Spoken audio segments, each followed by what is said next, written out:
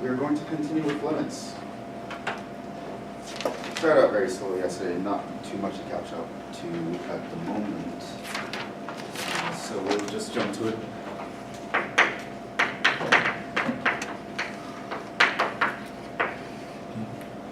So now I recall a limit is basically it's us tracking the y value when our x value is doing something. We looked at a fuzzy definition last time. Recall.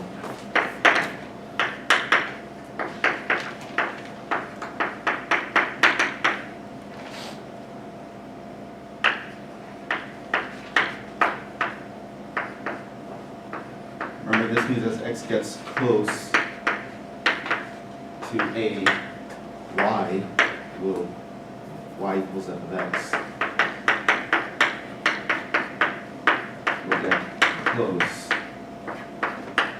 to L, and if no such L exists, then limit as x approaches a of f of x. We say it does not exist. The limit does not exist. There's no way to determine uniquely what the y value is doing exactly. Did a bunch of examples here to try to really understand this concept, and now we're going to continue. But I do want to start with some remarks first. Some ideas that I want you to have in mind, as well as I'll define a few terms.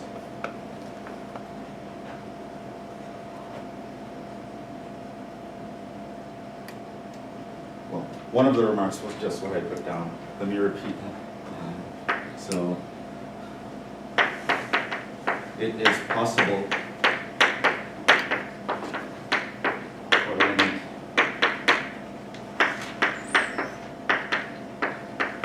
not to exist at all.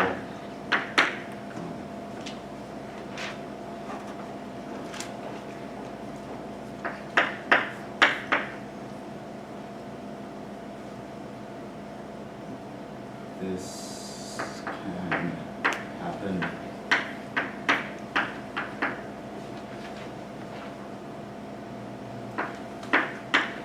perhaps, well, we'll see more example of that there in the function. Or if the y value approaches several distinct values.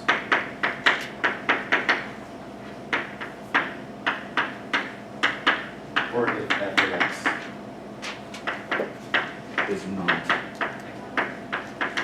confined.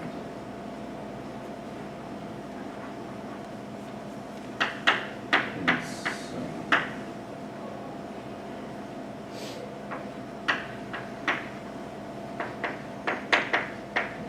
open interval around.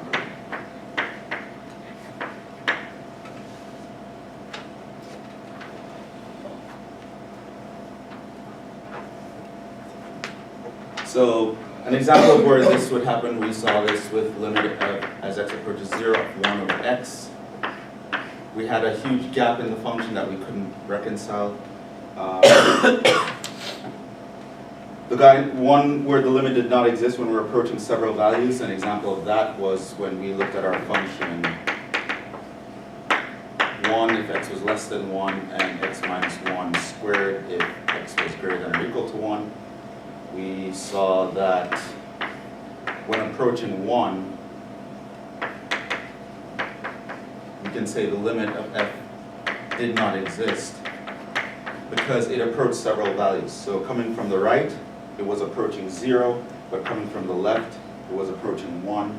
So our y value is approaching two different values, and it cannot happen. And one like here would be if you have a function where here's the point A that you care about, and it might even have a point there, but maybe there's like a gap, a point is isolated, right? You also would not be able to do that. Right? You need to be able to get close to something, and having any gap, this is called a jump, by the way, that you don't have points connecting to it. You can't jump, that's too big of a jump. It means you can't inch arbitrarily close.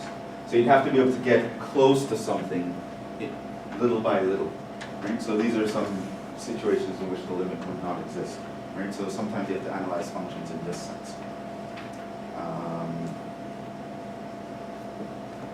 Another thing I want you to keep in mind is f does not need to be defined.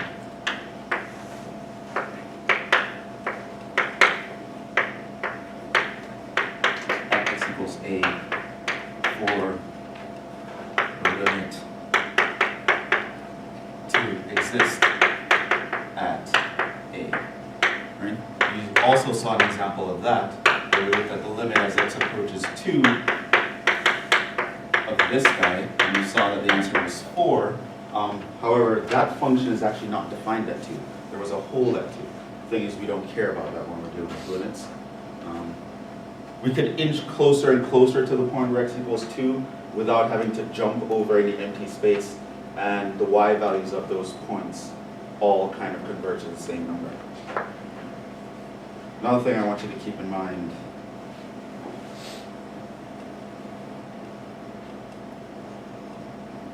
well, that is covered there, I think. Some terminology here.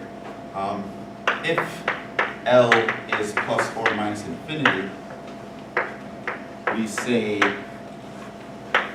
the limit as x approaches a of f of x equals L is an infinite limit. So that's a phrase that you might see me throwing around. If your a itself is plus or minus infinity, then limit as x approaches a of f of x equals L is called, so it uses similar words, but the phrasing is different. Limit at infinity.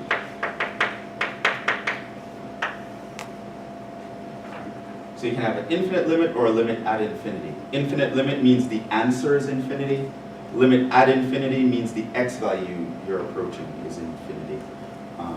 And of course, so an example, limit as x approaches 0, 1 over x squared is an infinite limit.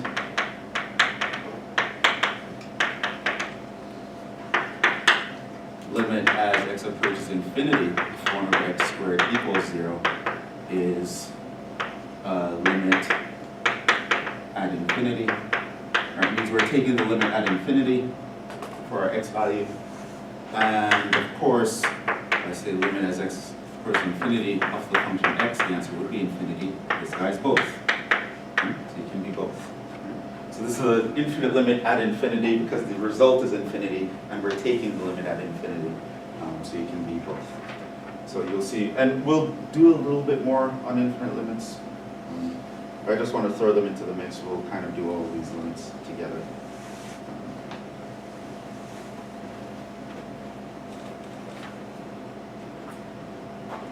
Where is the eraser? So there are some comments. So limits, you really want to think about getting close. You don't have to actually be able to get there. The function itself can be undefined. There can be a hole. We don't care. The only thing that can mess up a limit is things like these. Their jumps they're really large gaps. It's not just a single point missing. It's a whole bunch of points. So you can't actually approach something. Or the y value is approaching different values. So the function doesn't exist or something like that has to happen. We do use infinity to exhibit some sort of meaning here, so when things are growing or decreasing without bound. So we will be using infinity all the time. Those are some important things.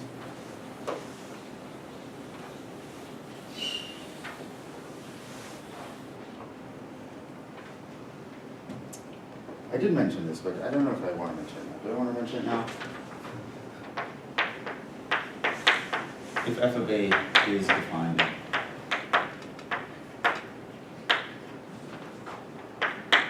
and the limit as x approaches a of f of x equals f of a, then f is continuous at a. We'll do more on this later.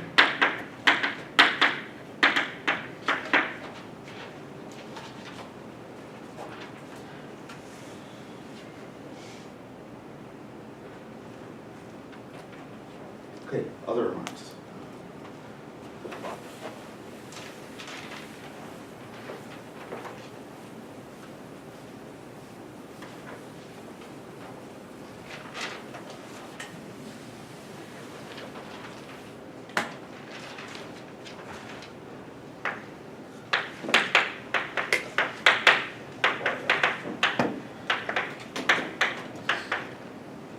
Limits help us, among other things, to understand the behavior of functions.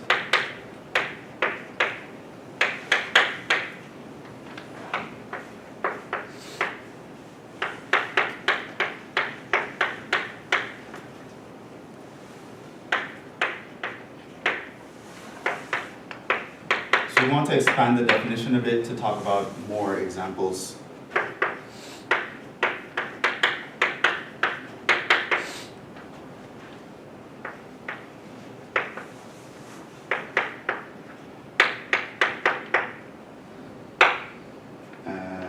This is kind of going to lead, and an example, several of the examples we brought up last time actually had this issue come up.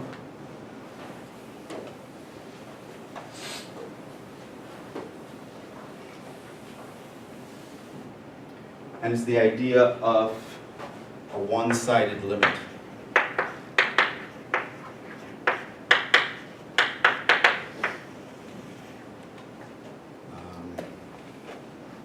Let's start with notation.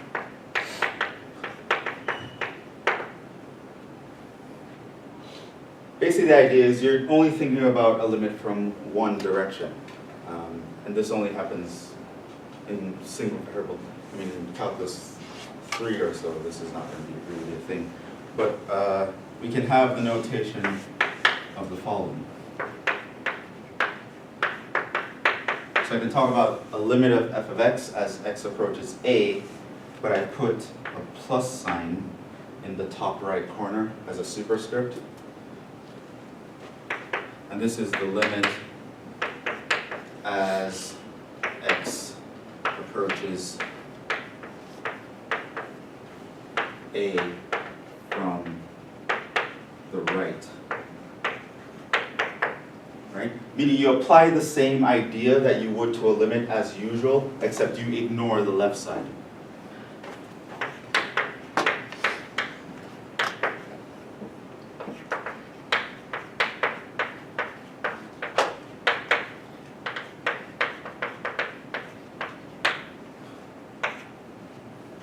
And whenever you want to do that, which sometimes it might be necessary, you use that notation, put a little plus sign. Similarly, put a minus sign in the power. This is the limit as x approaches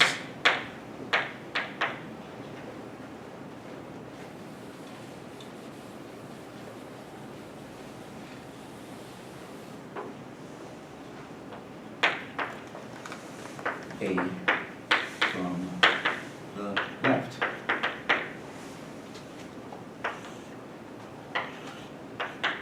Right? Ignore the right side.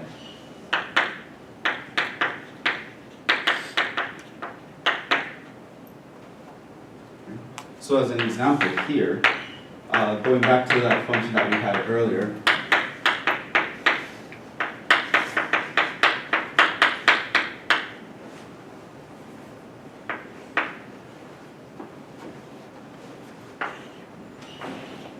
we already graphed this, so I'm just going to graph it again quickly.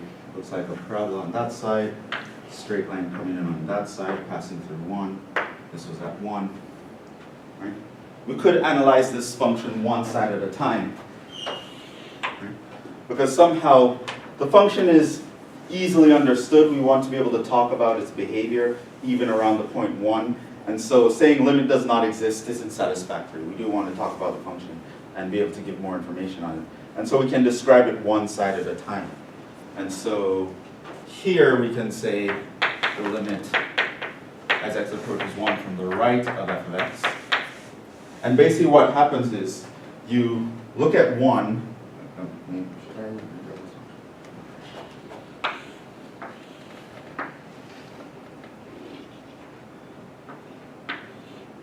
So whenever you're doing that, right, you only think about one side at a time. You only think about approaching 1 from the right side, right? So this means you're considering values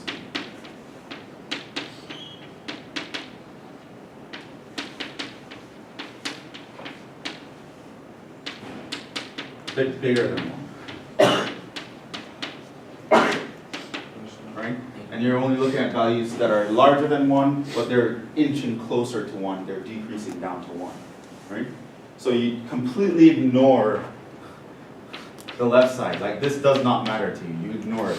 Right? So you can even cover it up and just say, okay, as my x values are getting closer to 1 from this side, the y coordinate of these points is getting closer to 0. And so I can say this is 0 here.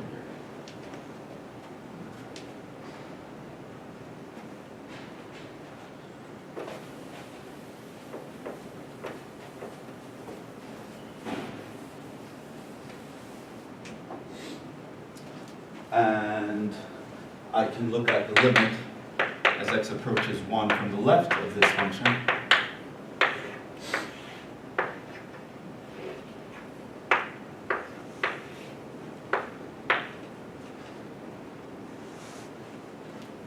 And I'm just looking at getting close to 1 from this side. Right? So you're a little bit smaller than 1.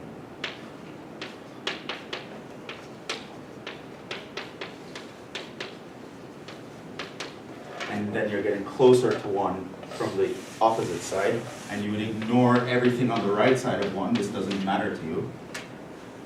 So now you just look at the left side. If I'm getting closer and closer to 1 here, the y values of those coordinates, of those points that are moving, is going to be 1. And so I can say this is 1.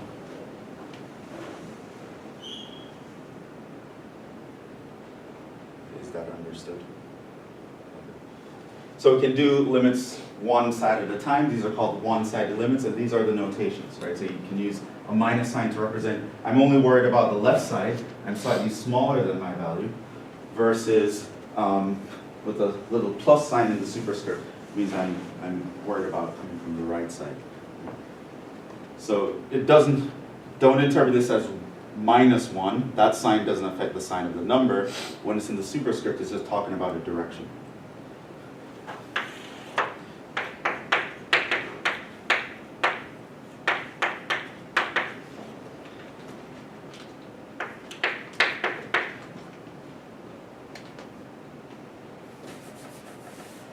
This gives us a way to talk about the existence of limits as well.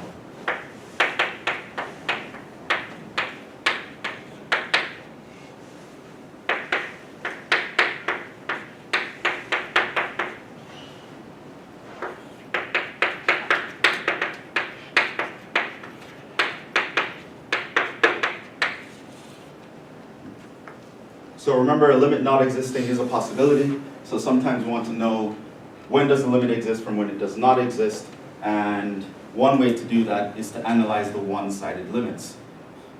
Limit as x approaches a of f of x exists and equals L if and only if. That's not a typo, that's a math thing. Just to make sure. If and only if. Right? You can sort of interpret that as the double arrow. Right? So if this is true, you know that is true, and if that is true, you know this is true. So this exists, a limit will exist and equals L if and only if both one-sided limits exist.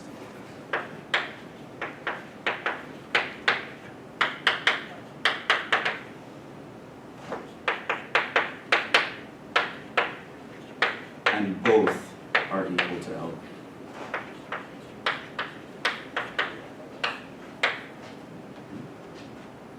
So in the above, in the same example, getting a lot of traction out of this one.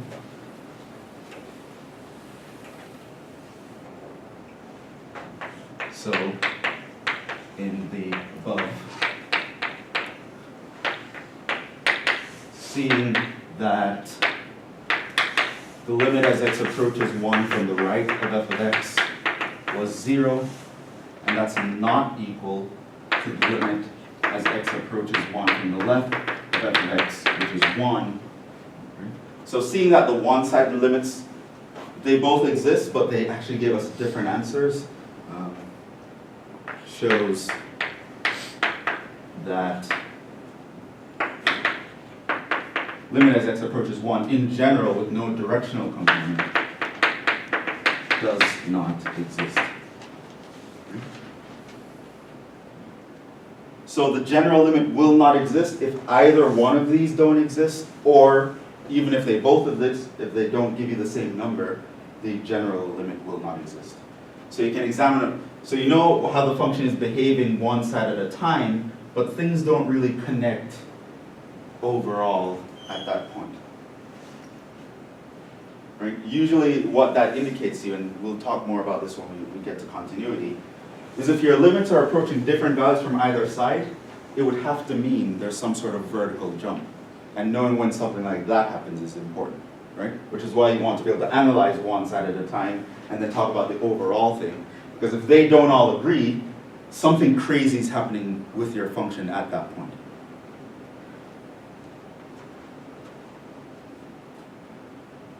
I shouldn't say crazy. Maybe challenging would be a nice word. Pretty much calculus won't work at this point. Not in the same way that we want to use it. It's going to be important that functions have to behave a certain way for calculus to work there, and limits allow us to know when that happens. Okay, so that was a lot of notes. Let's actually, well, I still have a lot of notes to give you. A lot of ideas and notions that you need to be aware of. But we're going to segue into more computational stuff now. So you guys can wake up. But so now we're going to move on to the next topic, computing limits.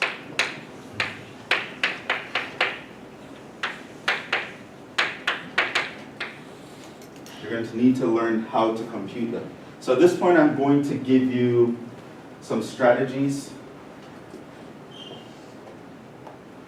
that you can use to figure out the answer to certain limits. And so the notes I have to give you is to write those down, but we'll do some examples. And maybe next time I'll give you some more examples. And then of course on your quiz next week, there's going to be a bunch of limit problems of various types. And I'm not going to tell you what to do, you just have to look at the function and figure out what to do based on what you're seeing.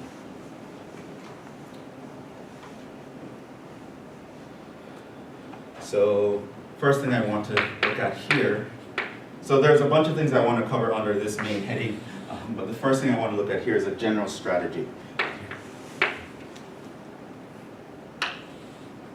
Okay, so to compute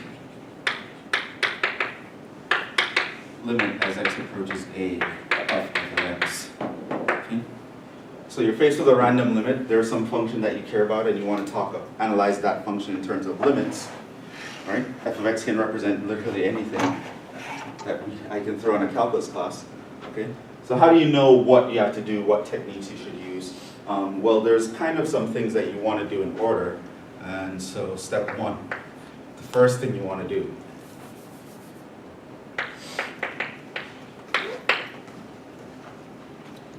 So faced with a random limit,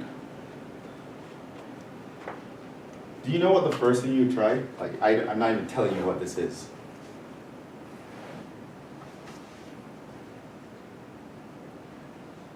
Well, it might be obvious when you see it. I think our first example had that idea, right? When we looked at the limit as x approaches 1, I believe, of 3 minus x. That was the easiest example we did last time, yeah? Just plug in A. Just plug in the thing, right? So remember, a limit cares about getting close to a certain x value. But whenever there's no problem with just being that x value, you can't get closer to the thing than actually being there. So it turns out just trying to plug in a number is going to be step 1. So given a random function, I give you a random limit, compute this limit. The very first thing you're going to try to do before doing anything is try to plug in that number.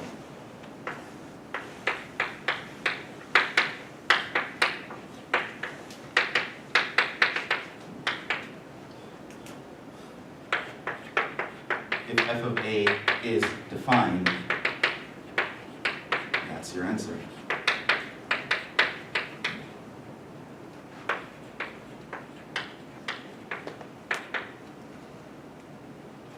So we saw this, an example here was just this limit as x approaches 1 of 3 minus x.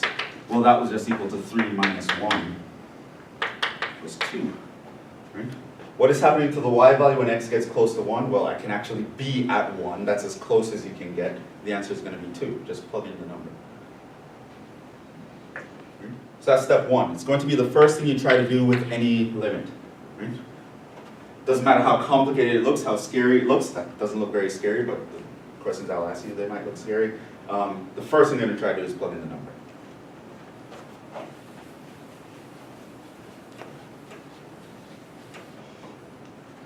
Okay. But of course, that doesn't always work. You can't always plug in the number. And so we get step 2. And step 2 is try to simplify. Here's where your algebra skills come in handy.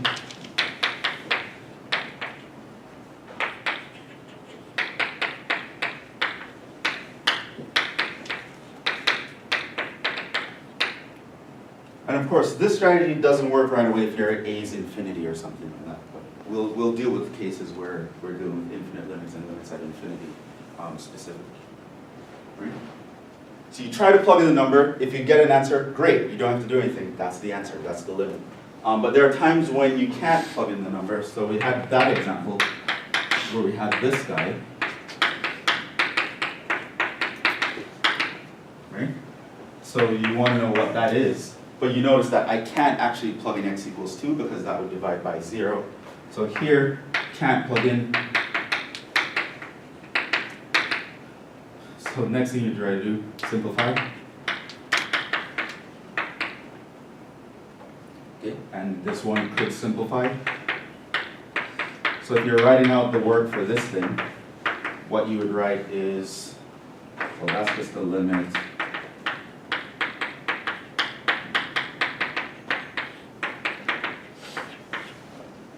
Equals the limit.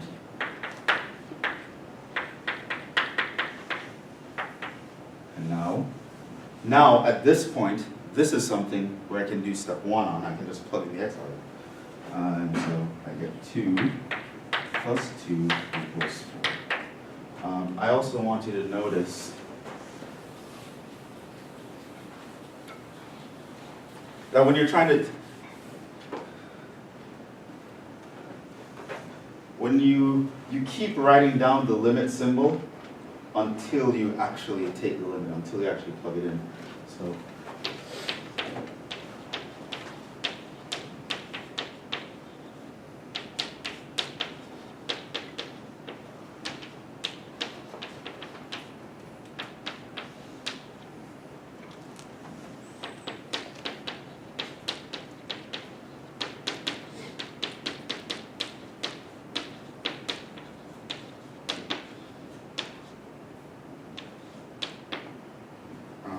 So I might refer to this step as taking the limit, right?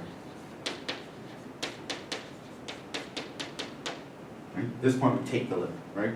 So can't take the limit here, can't take it here, can't take it here, but we're simplifying the whole way. I know right now we can take the limit, you keep writing the limits. So that would be step 2. Right? So if you had a problem like this on the quiz, you're like, just plug in a number. Right? Have a problem like this on the quiz, you should know, oh, you can't divide by 0. Jhevon told me he'd kill me if I ever do that, so I can't plug in. So then you try to see, can I simplify it to plug in? And then here you notice that, oh yeah, the difference is 2 squares because I'm great at algebra now. And then you can cancel and you can plug in the number. So that would be step 2.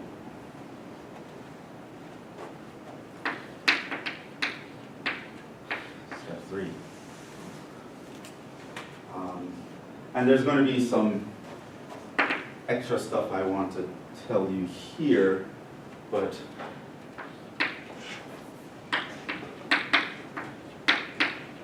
see if a special situation applies. Especially if there are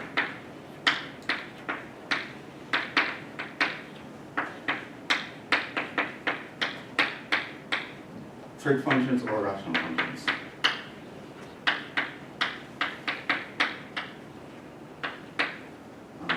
At the moment, I didn't teach any special techniques. We'll look at some special techniques later.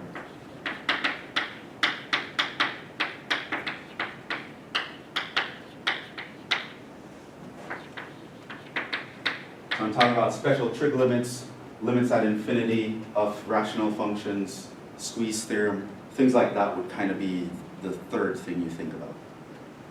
I didn't tell you guys about any of those yet, but we'll get to that. Right, so faced with a random limit, what do? Do not panic. It's probably step 0. Step 1, try to plug in the number. If you can, great, that's your answer. Step 2, if you can't, try to simplify it to know that you can plug in see if you can plug in the number, and that might work out. You need very good algebra skills to, 1, recognize that that thing can be simplified in the first place, because it might not be obvious if you're not very good at algebra. And 2, you need to have the algebra skills to actually simplify. You need to remember how to factor, how to conjugate stuff, how to do all sorts of things. Okay? And you might be able to get it to a situation where you can actually plug in the number after some simplification steps. If that doesn't work, it might be some special, you can apply some special technique, which we'll talk about later. If that doesn't work,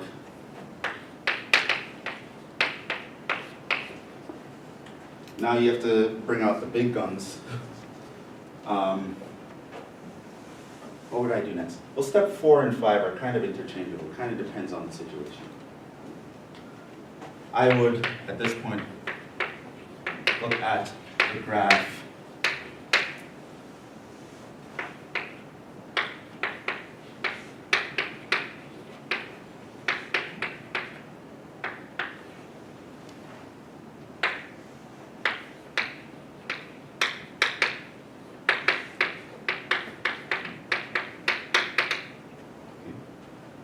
So I would kind of look at the graph, if I know the graph, if it's easy, or I'd look at a table of values. So for example, a guy that would need this technique would be something like that guy. Okay. So faced with that, you'd realize step 1 would not work. I can't actually plug in 0 because I would divide by 0. Step 2, could I simplify that to plug in 0? The answer is no. X in the denominator is a problem. There's nothing in the top to cancel that x, right? I can't simplify that. Okay? So how do I know what that answer is? What is that limit? Well, I know what the graph of 1 over x looks like, or at least you should at this point. So you could actually just do a graph, right? So in your mind, you know, well, y equals 1 over x, it looks like this. And I know at 0, one side goes up, the other side goes down.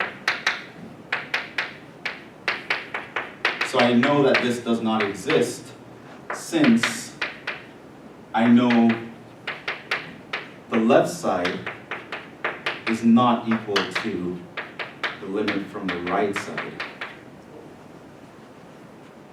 And I can know this from the graph.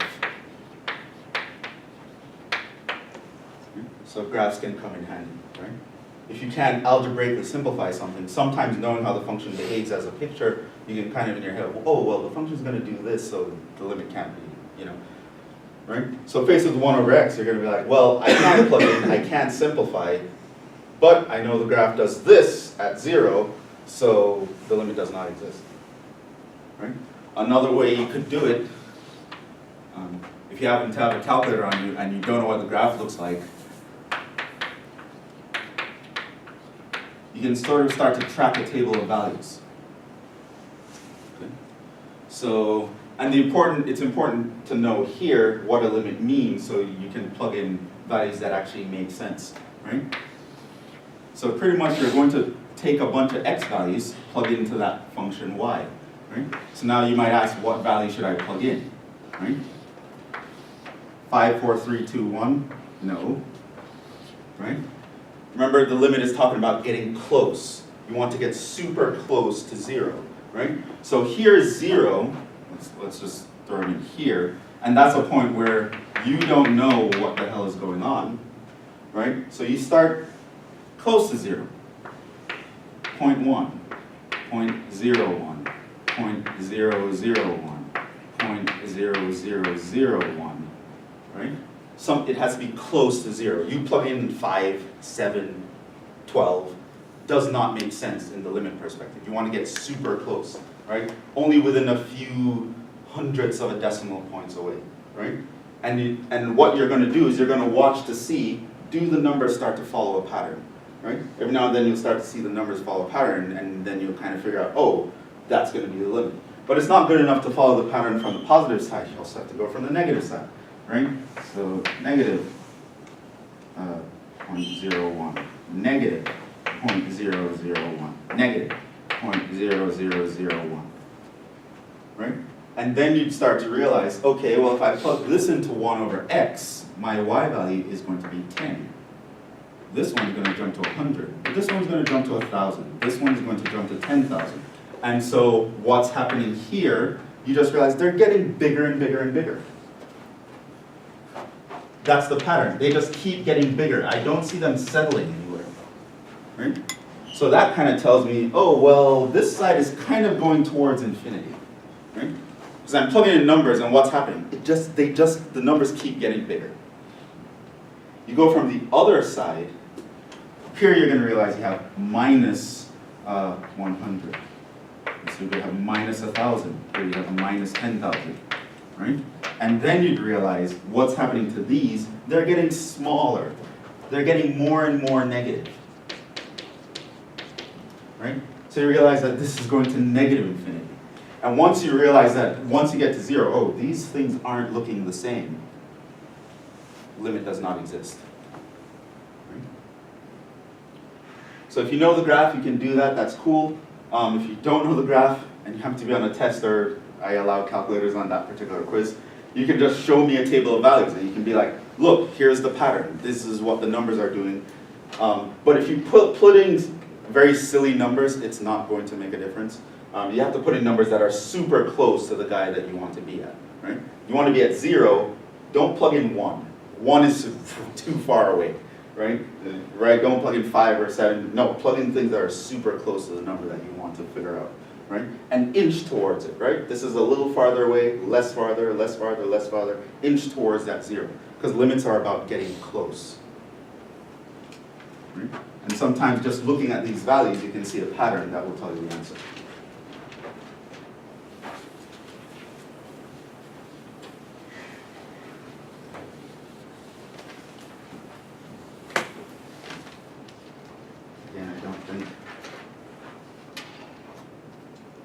I don't think I'll get as far as I wanted to get. I want to give you guys some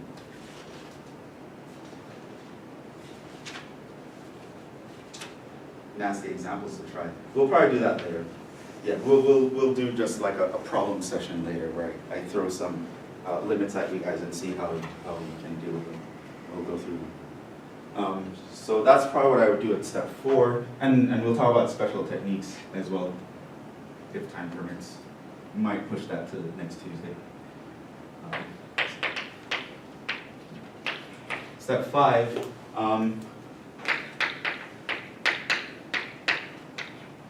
Helps with infinite limits and limits at infinity in particular, I think.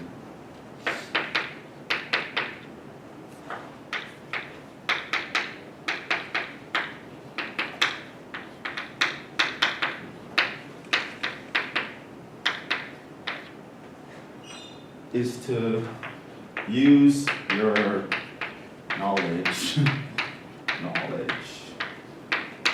of how functions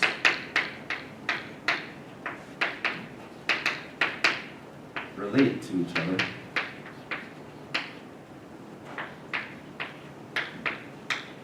for large values.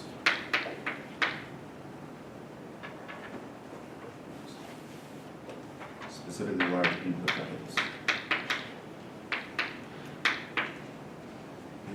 So I know we're used to just sketching graphs and we never really think about how things relate when we are getting really big. I mean,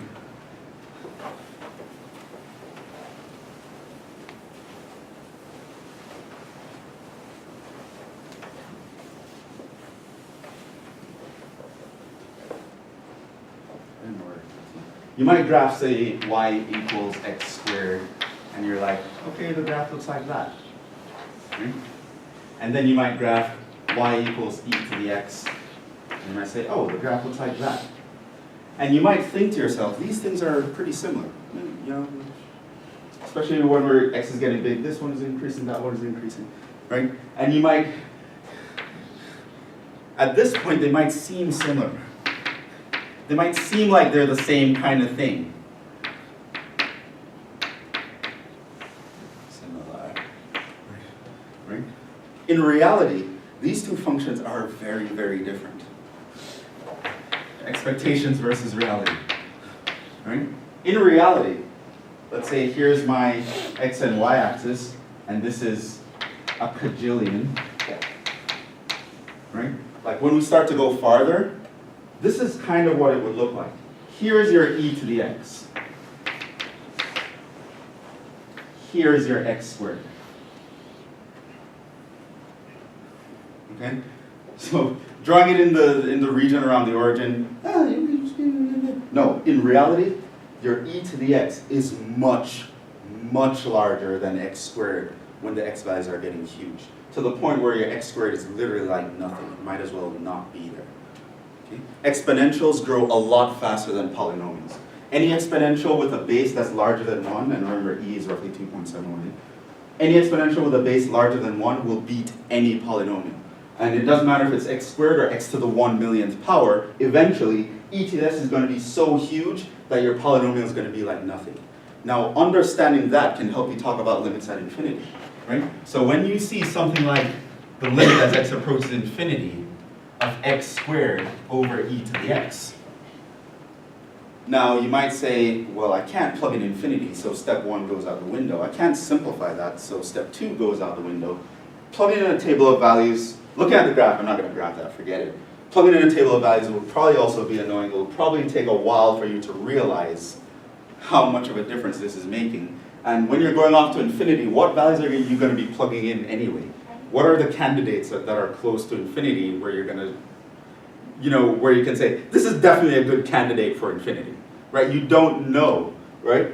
So that all goes out the window. But you understanding that e to the x, it means you have a fraction with a huge denominator and a small numerator. What do you think the answer is going to be?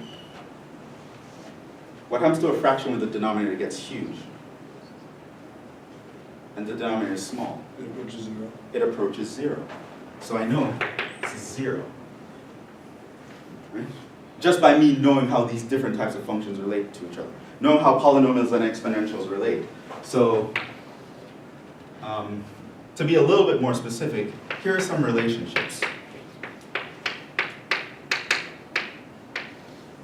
This kind of thing will happen basically in this order. The things that grow the slowest are log functions. For us, they're going to be, I mean, besides something that's stupid like a constant, which we won't need this technique anyway, but anything that's not constant, a log function is one of the slowest things around.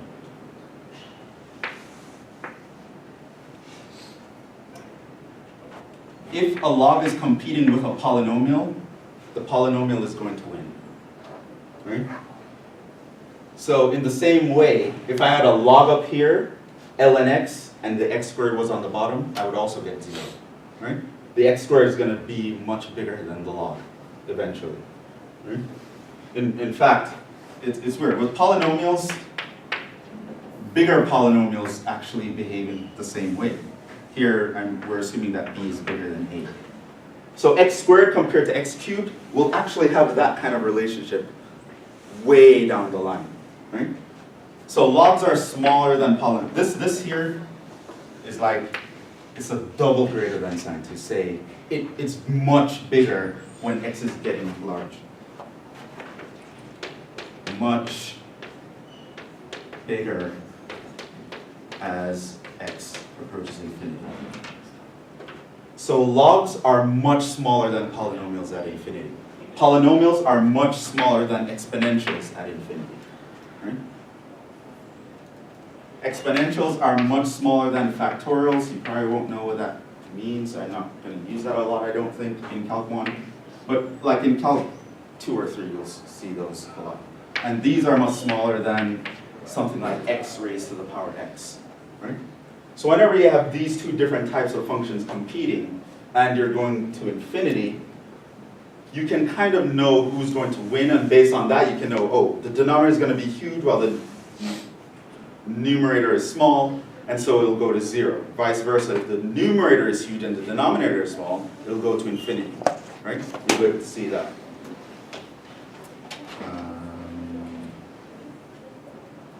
Yeah. So that's kind of the steps. Now we're going to put some of these steps into practice next class. I think that's a lot of time. And then we will talk about those special techniques, right? There are some situations that we can use some special techniques to solve limits. But for now, we will stop there. And you guys have a quiz later, right? Is it at